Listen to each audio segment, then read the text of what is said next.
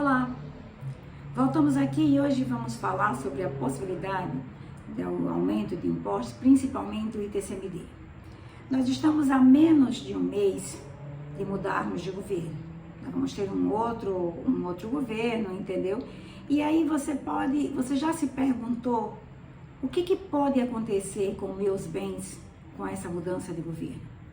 Nós temos visto em várias entrevistas com futuros membros da equipe econômica desse novo governo, entendeu? Nas redes sociais, nos meios de comunicação, várias entrevistas nas quais esses membros declaram que haverá sim aumento de impostos, tá?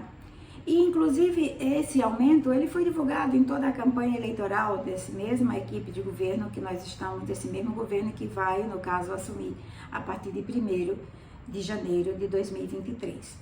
Então vale, na verdade, lembrar que essas alíquotas, entendeu? Elas serão cobradas principalmente sobre a criação de planejamentos patrimonial familiar, tá? Inclusive planejamento esse, tá? Que tem como base o imposto do ITCMD, imposto esse que também recai sobre o inventário quando é necessário se fazer um inventário quando o proprietário dos bens, entendeu, já não está mais aqui, então é preciso fazer inventário e é cobrado o ITCMD. Então, um dos impostos que a gente tem realmente uma preocupação a respeito dessa nova equipe que vai entrar aí é exatamente o aumento desse imposto. E vale lembrar também que hoje, por exemplo, a alíquota máxima do ITCMD no território brasileiro hoje, ela é 8%, e que já é difícil de se pagar.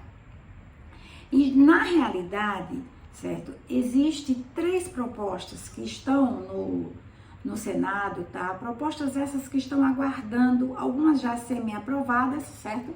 E outras aguardando para que vá ao andamento da proposta. E vamos lá, a primeira proposta, na verdade, é a PEC 96. Essa está em tramitação no Senado e essa PEC sugere, na verdade, que haja um aumento para 27,5%. Ou seja, mudaria de 8% para 27,5%. Seria o mesmo valor da alíquota que nós pagamos para o imposto de renda. A segunda proposta, tá? Ela é a resolução de número 57 de 2019 e é uma proposta do senador Cid Gomes, que ela sugere um aumento até 19%. A terceira proposta, digamos assim, com mais segurança de que vai passar, por quê? Porque essa proposta já foi aprovada pelo CONFAZ, pelos representantes do CONFAZ, que é o Conselho das Fazendas Estaduais, entendeu? Por todos os 27 representantes, ela já foi aprovada, é o ofício 11 de 2015, tá? E ele está no Senado para ser liberado assim que for aprovado por maioria simples. Ou seja, a maioria simples é 50%, 51% dos presentes, entendeu? Ali. Então, a gente sabe que essa realmente tem uma grande possibilidade de ser aprovada. E essa proposta muda o ITCMD de 8% para 20%. Então, você consegue imaginar como vai ser. E aqui eu pergunto e digo, nós estamos realmente em um impasse. Ou seja, ficamos parados, nós os proprietários, entendeu, do que temos o nosso patrimônio, nós ficamos parados, tipo os procrastinadores, que são aqueles que sabem a solução, que sabem o que deve ser feito, certo? E aí não fazemos nada, deixamos isso aqui por conta de que vamos parar, vamos deixar aí e que aconteça, deixar os nossos filhos ao risco, correr o risco, entendeu, de quando nós não estivermos mais aqui, que eles vão perder, na verdade, uma média de 20%, com todos os outros acréscimos, que poderá chegar a 40%, 45% de perda do patrimônio que você trabalhou a vida toda para deixar para os seus filhos, certo? E depois, se você não fizer nada agora, tá? Deixando que eles decidam depois que você aqui não estiver mais, eles venham a perder isso, ou você vai agir hoje como um resolvedor, que é aquela pessoa que realmente toma atitudes, que toma decisões, que tem um ato de amor para com os seus filhos, para com o seu patrimônio, a preservação do seu patrimônio, do seu legado.